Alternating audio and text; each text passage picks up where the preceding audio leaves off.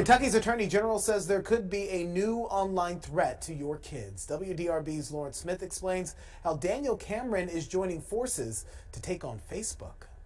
Here at the Capitol, Attorney General Daniel Cameron joining colleagues from across the country in pressuring Facebook not to launch a new Instagram for kids. We are trying to do our best in upholding our responsibility to keep some of our most vulnerable populations safe and healthy. Daniel Cameron joining 43 other attorneys general in sending this letter to Facebook CEO Mark Zuckerberg.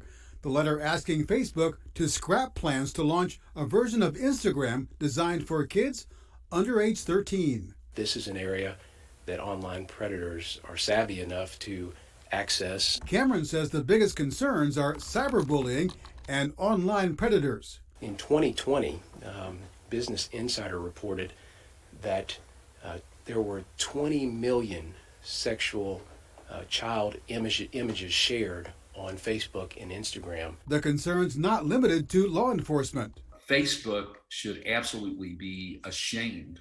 The executive director of Kentucky Youth Advocates pulling no punches. What Facebook is doing is the equivalent of handing an 11-year-old a loaded gun and saying, now be careful. In a statement, Facebook says, we are developing these experiences in consultation with experts in child development, child safety and mental health, and privacy advocates.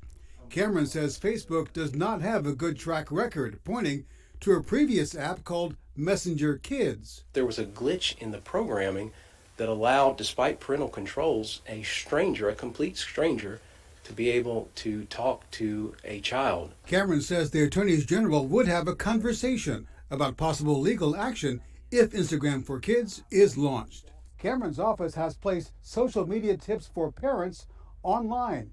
We've linked to it at WDRB.com. At the state capitol in Frankfort, Lawrence Smith, WDRB News.